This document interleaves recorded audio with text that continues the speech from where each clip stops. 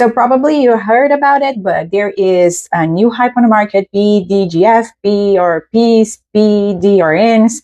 Gosh, there's so many Ps that it's hard for you to imagine for us to try to explain all the difference for you. But I would try to do 101, very simple for you guys to understand a little better and be more informed once you're making decisions at your provider's office, which treatment is best. A long time ago, PRP was a pioneer. So I'm talking about your sport medicine, your orthopedic surgeon, they are using your own platelets, spin it like many times to concentrate it, to inject and you will recover, because it is your natural human cascade of reconstruction to just have the platelets to sign your body itself to recover and to help that area to regenerate. So taking this concept to cosmetic is the same thing. You're going to hear probably in your microneedling protocol with your provider, but it is natural. It's from your own body and it's pretty cool. We love it. So thumbs up.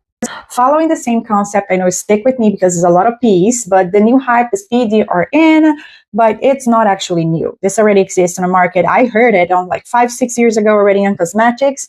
It's just a different concept that under regenerative medicine, because to reconstruct your tissues, you really need to have the proper amino acids. We need amino acids to build those proteins. So those amino acids are the building blocks of those proteins. And if your body depletes, of course, you can eat them, you can have it naturally, but why not have it from a compatible source, which is salmon. This time, salmon is 97% compatible with our own human amino acids. That's what it's PDRN. You heard about probably on your provider's office for microneedling purpose, but be careful, do not inject because it's not FDA approval for injectables, but thumbs up.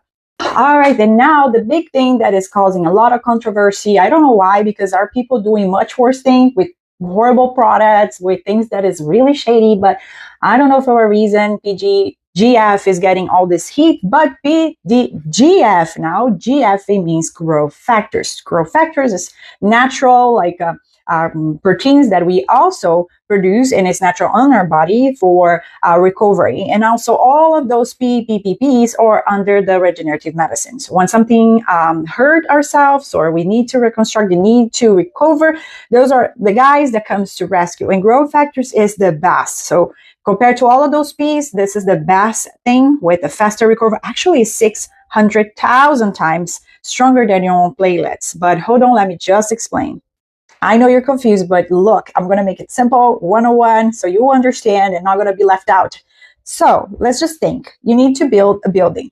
And I'm not talking about just putting 2 blocks on top of each other, because that even my daughter, a toddler, can do it. I'm talking about a store-ass building like that, huge and complicated, that you need blueprints, plumbing, electricity, all material and the workers, because you cannot just put 2 blocks on top of each other. You need guidance, direction, because you can make something ugly or you can make something dangerous and it can fall on your head. So a lot of complications if you don't know what you're doing. All right, now this building just happened to catch on fire and now it's all destroyed.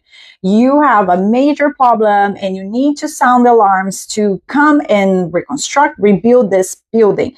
And again, it's a lot of things happening. So your body's in kind of panic mode because it's a fire and you need to put out the fire and you also need to start building up things again, back to normal and even better because you don't want that thing to happen again. So now let's look into our building. So we need to reconstruct this building. And what do I need? Well, this is the PDGF from Ariensis. This is our PRP and this is our PDRN. Okay, so material, I will need blocks. I'll need electric wires. I will need plumbing, everything to build this building back to normal and reinforce it. So I'm not talking only about the material, but also the tools. So this would be the amino acid responsible to help getting those things accomplished. So we will need the workers. Yes, you cannot just put the materials in front of the building and expect they're gonna be put back together by itself. You need the workers. So I present you the guys, my gente, mi comunidad latina. I'm kidding. So this will be the workers to build the new building.